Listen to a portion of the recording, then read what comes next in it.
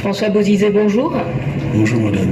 Un projet de loi a été déposé par l'Assemblée nationale pour modifier la Constitution et permettre le maintien du président et des députés en cas de report des élections. Êtes-vous d'accord avec cette proposition? C'est un projet inopportun.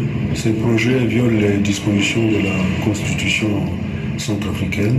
Et vous vous rappelez, en ce qui me concerne, c'est bien lorsqu'il était question de toucher à la Constitution qui a provoqué mon départ. Et je n'aimerais pas que cela se répète pour le cas actuel. Et le pays a tellement souffert qu'il faut éviter toutes sortes de provocations. En 2010, vous-même, vous aviez modifié la Constitution pour rester au pouvoir, et c'est-à-dire que vous en tirez des leçons? Non, rien n'a été fait à mon époque. C'était une invention de mes adversaires politiques, tout simplement.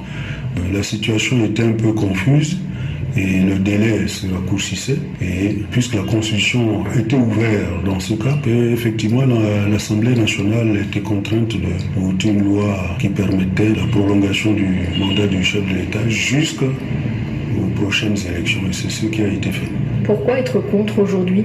Non, je disais que la Constitution actuelle ne le permet pas. Toucher à cela, c'est revenir encore, ça va provoquer du bruit. Je demande la sagesse du chef de l'État pour qu'il réunisse autour de lui les forces vives de la nation pour une solution consensuelle et politique.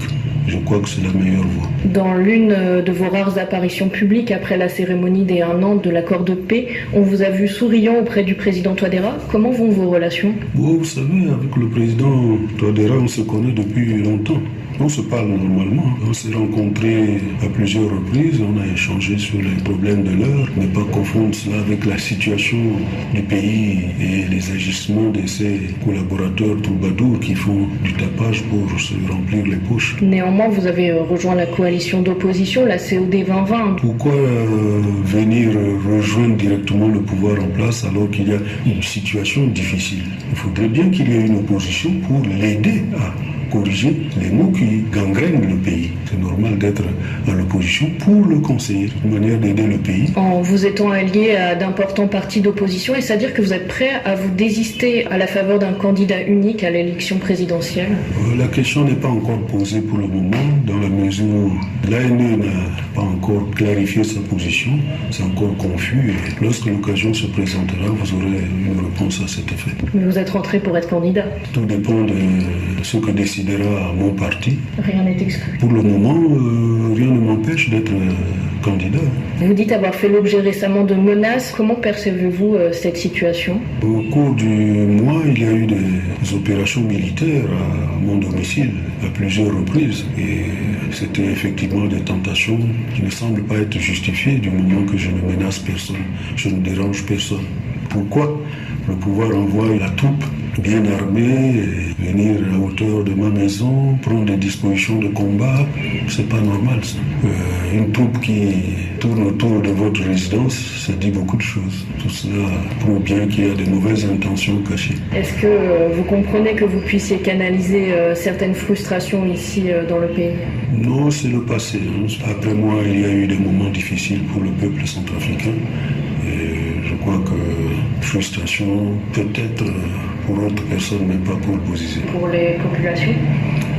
La population m'est favorable dans la mesure où je dis bien que j'ai organisé plusieurs meetings à Bangui et le déplacement de Bois a prouvé bien que ma popularité reste intacte. Ma popularité dérange. Au mois de janvier, lors de votre conférence de presse, vous demandiez pardon. À qui s'adressent ces excuses? Lorsqu'on exerce les fonctions de chef de l'État, c'est pas facile. Il y a des gens qui vous aiment, il y en a d'autres qui ne vous aiment pas. Bon, je crois bien c'est dans ce sens que j'ai adressé ce pardon pour toujours contribuer à la paix, à la réconciliation, à l'entente, à l'harmonie. Est-ce que vous demandez notamment pardon aux proches de Charles Massy et de François Djader qui sont tous les deux décédés dans des circonstances encore aujourd'hui non élucidées? Oh, mais le général Djader est mort, jeté à Bangui, secouru de tout le monde. C'était au cours d'une opération militaire. il a été blessé.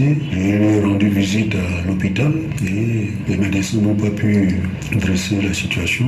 Quant à Salmarsi, il a quitté Bangui, il m'a écrit, disait qu'il allait rendre visite à sa famille qui se trouvait en France. Et quelques semaines après, il revendique des actions au nord du pays. Au cours de ces actions, il y a eu des officiers qui sont tombés, des soldats qui sont tombés, et ensuite, c'est la grande confusion jusqu'aujourd'hui. Parmi les recommandations de la CVJRR, elle devrait enquêter sur les crimes commis depuis l'indépendance. Est-ce que vous seriez prêt à participer ou en tout cas à contribuer à ces enquêtes? Nous attendons, nous avons la conscience tranquille et on verra ce que la justice fera. Est-ce que vous seriez prêt à faire face à la justice si jamais on vous appelait à la barre? J'ai la conscience tranquille, j'attends toujours. Je suis citoyen centrafricain. Est-ce que vous estimez avoir une part de responsabilité dans la crise qui touche encore actuellement le pays? Part de responsabilité du point de vue quoi? Dans la mesure où lorsque j'étais au pouvoir, vers les années 2012, toute la situation était au vert. J'étais sur le point d'organiser un dialogue politique interne. Le DDR fonctionnait. Nous avons reçu le crédit de la CEMAC de proche de 5 milliards. Nous attendions tout simplement que les festivités de fin d'année 2012 s'achèvent pour que en janvier nous démarrons. On a déclenché, précipité la Séléka à partir de décembre et c'est tout, c'est arrivé. On ne pouvait plus faire quoi que ce soit. C'est ça la situation. Moi, je ne sais pas, qu'est-ce qu'on peut me reprocher? Si tout allait si bien, comment expliquez-vous alors votre renversement il y a 7 ans? Votre question est importante, mais qu'est-ce que vous voulez? La jalousie des uns et des autres, la méchanceté de l'homme a fait que nous avons connu cette situation qui a complètement détruit le pays et nous sommes là et nous ne voyons même aucune solution possible jusqu'à présent. Que ce soit la MINUSCA, que ce soit le pouvoir en place, c'est la confusion totale et on est là. Vous dites proposer votre aide au président Touadéra, et c'est-à-dire que le KNK pourrait se rapprocher du MCU, ou en tout cas, au lieu d'un changement de constitution, est-ce que vous proposez des alliances politiques et aller plutôt vers une transition? Tout est possible, pourvu qu'il y ait la bonne foi de part et d'autre. Mais ce n'est pas au KNK et à Bozizé tout seul de trouver des solutions. Il faut associer tout le monde pour pouvoir trouver des solutions consensuelles et politiques. François Bozizé, merci. Merci madame.